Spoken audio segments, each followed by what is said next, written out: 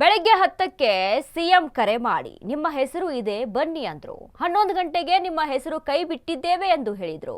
ನನ್ನನ್ನು ಯಾಕೆ ಮಂತ್ರಿ ಮಾಡಿಲ್ಲ ಅನ್ನೋದೇ ಗೊತ್ತೇ ಇಲ್ಲ ಅಂತ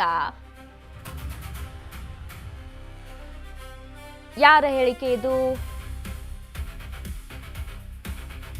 ನನ್ನನ್ನು ಯಾಕೆ ಮಂತ್ರಿ ಮಾಡಿಲ್ಲ ಅನ್ನೋದೇ ಕೂಡ ಗೊತ್ತೇ ಆಗ್ತಾ ಇಲ್ಲ. ಚಾಮುಂಡಿ ಬೆಟ್ಟದಲ್ಲಿ ಮಂಕಾಳ ವೈದ್ಯ ಬೇಸರದ ಮಾತಿದು. ಯಾರಿಗೆ ಅನ್ಯಾಯ ಆಯಿತು, ಯಾಕೆ ಅನ್ಯಾಯ ಆಯಿತು, ನಾನು ಪ್ರಶ್ನೆ ಮಾಡಿದ್ರೆ ಉತ್ತರ ಕೊಡೋದ್ಯಾರು? ಮಾಜಿ ಸಚಿವ ಮಂಕಾಳ ವೈದ್ಯ ಮಾರ್ಮಿಕ ಪ್ರತಿಕ್ರಿಯೆ. ನನ್ನ ಅವಶ್ಯಕತೆ ಇರ್ಲಿಲ್ವೇನೋ, ಕಡೆ ಕ್ಷಣದಲ್ಲಿ ಕೈ ಬಿಟ್ರು. ಇಂಥದ್ದೇ ಉದ್ದೇಶಕ್ಕೆ ಕೈ ಬಿಟ್ಟಿದ್ದಾರೆ ಎಂಬುದು ಕೂಡ ಗೊತ್ತಿಲ್ಲ. ಮಂತ್ರಿಯಾಗಿ 3 ವರ್ಷ ಒಳ್ಳೆಯ ಕೆಲಸ ಮಾಡಿದ್ದೇನೆ, ಯಾವ ಕೆಟ್ಟ ಹೆಸರು ತೆಗೆದುಕೊಂಡಿಲ್ಲ, ಅಷ್ಟು ಸಾಕು ನನಗೆ ಅಂತ ಮಂಕಾಳ ವೈದ್ಯ ಹೇಳಿದ್ದಾರೆ. ಎಸ್ ಮಲ್ಲಣ್ಣಗೆ ಅವಕಾಶ ಕೊಟ್ಟಿದ್ದೇವೆ ಎಂದು ಹೇಳಿದ್ರು. ಚಾಮುಂಡಿ ಬೆಟ್ಟದಲ್ಲಿ ಬೇಸರದ ಮಾತನಾಡಿದ ಮಂಕಾಳ ವೈದ್ಯ. ನೋಡಿ, ಶಾಸಕ ಮಂಕಾಳ ವೈದ್ಯ ವಿಚಾರಕ್ಕೆ ಮಾತನಾಡೋದಾದ್ರೆ ನೋಡಿ, ಕೊನೆ ಮೂಮೆಂಟ್ ನಿಜಕ್ಕೂ ಅದೇ ರೀತಿ ಆಗಿದ್ದವ್ರಿಗೆ ಲಿಸ್ಟ್ ಔಟ್ ಆದಾಗ ಅವ್ರ ಹೆಸರು ಕೂಡ ಇತ್ತು. ಬಟ್ ಕೊನೆ ಮೂಮೆಂಟ್ ಅಲ್ಲಿ ಎಸ್ ಮಲ್ಲಿಕಾರ್ಜುನ್ ಅವರಿಗೆ ರೀಪ್ಲೇಸ್ಮೆಂಟ್ ಆಗುತ್ತೆ. ಇದು ಯಾಕಾಯ್ತು ಅನ್ನೋದು ನಮಗೂ ಕೂಡ ಗೊತ್ತಿಲ್ಲ ಅಂತ ಮಂಕಾಳ ವೈದ್ಯ ಹೇಳ್ತಾರೆ. ನನಗೂ ಕೂಡ ಗೊತ್ತಿಲ್ಲ, ರೀಸನ್ ಗೊತ್ತಿಲ್ಲ. ಹೈಕಮಾಂಡ್ಗೆ ನನ್ನ ಕೆಲಸ ಇಷ್ಟ ಆಗ್ಲಿಲ್ವೇನೋ ಅಥವಾ ಏನೋ ಗೊತ್ತಿಲ್ಲ. ಯಾಕೆ ಅನ್ಯಾಯ ಆಯಿತು, ಯಾರಿಗೆ ಅನ್ಯಾಯ ಆಯಿತು ಅದು ಕೂಡ ಗೊತ್ತಾಗ್ತಾ ಇಲ್ಲ.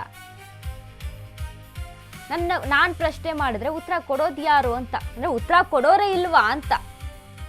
ಉತ್ತರ ಕೊಡಬೇಕಾದವ್ರು ಯಾರು? DK ಶಿವಕುಮಾರ್ ಕೊಡಬೇಕು, ಇಲ್ಲ ಹೈಕಮಾಂಡ್ ಕೊಡಬೇಕು. ಪ್ರಶ್ನೆ ಮಾಡಿದ್ರೆ ಉತ್ತರನೇ ಇಲ್ಲ ಅಂತ ಅಂದ್ರೆ ಇನ್ನೇನ್ ಮಾಡೋಕ್ಕಾಗುತ್ತೆ? ನಾನು ಒಳ್ಳೆ ಕೆಲಸ ಮಾಡಿದ್ದೀನಿ, ಅಷ್ಟು ಸಾಕು, ನನಗೆ ಶಾಸಕನಾಗಿರ್ತೇನೆ ಅಂತ ಚಾಮುಂಡಿ ಬೆಟ್ಟದಲ್ಲಿ ಮಂಕಾಳ ವೈದ್ಯ ಮಾತು. 3 ವರ್ಷ ಒಳ್ಳೆ ಕೆಲಸ ಮಾಡಿದ್ದೀನಿ ನಾನು ಮಂತ್ರಿಯಾಗಿ, ಯಾವ ಕೆಟ್ಟ ಹೆಸರು ಕೂಡ ತೆಗೆದುಕೊಂಡಿಲ್ಲ, ಅಷ್ಟು ಸಾಕು ಅಂತ ಹೇಳಿದ್ದಾರೆ. ಏನು ವ್ಯತ್ಯಾಸ ಆಗಿದೆ? ಏನೋ ಹೈಕಮಾಂಡ್ ಅಥವಾ ನಮ್ಮ ಮುಖ್ಯಮಂತ್ರಿಗಳು ಏನೋ ನಿರ್ಧಾರ ಮಾಡಿದ್ದಾರೆ. ನಮ್ಮ ಮುಖ್ಯಮಂತ್ರಿಗಳು ಫೋನ್ ಮಾಡಿ ಹೇಳಿದ್ರು, ಒಂದು 10 ಗಂಟೆಗೆ ಹೇಳಿದ್ರು, ಕ್ಲಿಯರ್ ಆಗಿದೆಪ್ಪ, ರೆಡಿ ಆಗ.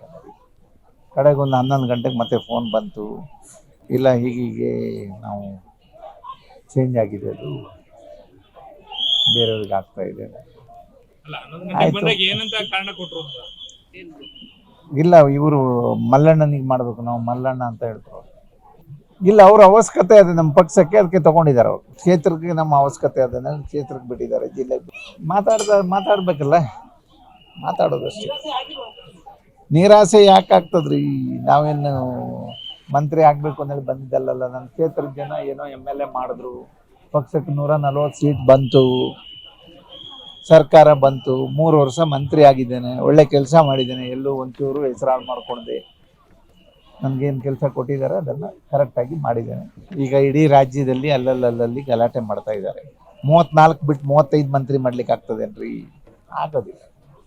ಈಗ ಆಯಿತು, ನನಗೆ ಕೊಡಬೇಕು, ಯಾರನ್ನೂ ತೆಗಿಬೇಕಲ್ಲ. ಎಲ್ಲಿ ನೋಡುವ, ಅವ್ರೇನು ಹೈಕಮಾಂಡ್ ಅವರು ಎಲ್ಲ ಮೀಟಿಂಗ್ ಮಾಡಿ ಒಂದು 2 ತಿಂಗಳ ಇಟ್ಕೊಂಡು ಎಲ್ಲ ಮಾಡಿ ಎಲ್ಲ ಕಮ್ಯುನಿಟಿಯವ್ರಿಗೆ ಎಲ್ಲರಿಗೂ ನ್ಯಾಯ ಕೊಡುವಂಥ ಲೀಸ್ಟನ್ನು ಮಾಡಿ ಕಳಿಸಿದ್ರು. ಅದರಲ್ಲಿ ವ್ಯತ್ಯಾಸ ಆಗಿದೆ, ನೋಡುವ ಮುಂದೆ ಏನಾಗ್ತದೆ. ಏನು ವ್ಯತ್ಯಾಸ ಆಗಿದೆ? ಏನೋ ಹೈಕಮಾಂಡ್ ಅಥವಾ ನಮ್ಮ ಮುಖ್ಯಮಂತ್ರಿಗಳು ಏನೋ ನಿರ್ಧಾರ ಮಾಡಿದ್ದಾರೆ. ನಮ್ಮ ಮುಖ್ಯಮಂತ್ರಿಗಳು ಫೋನ್ ಮಾಡಿ ಹೇಳಿದ್ರು, ಒಂದು 10 ಗಂಟೆಗೆ ಹೇಳಿದ್ರು, ಕ್ಲಿಯರ್ ಆಗಿದೆಪ್ಪ, ರೆಡಿ ಆಗ. ಕಡೆಗೆ ಒಂದು 11 ಗಂಟೆಗೆ ಮತ್ತೆ ಫೋನ್ ಬಂತು, ಇಲ್ಲ ಹೀಗೀಗೆ ನಾವು ಚೇಂಜ್ ಆಗಿದೆ, ಅದು ಬೇರೆಯವ್ರಿಗೆ ಆಗ್ತಾ ಇದೆ. ಆಯಿತು.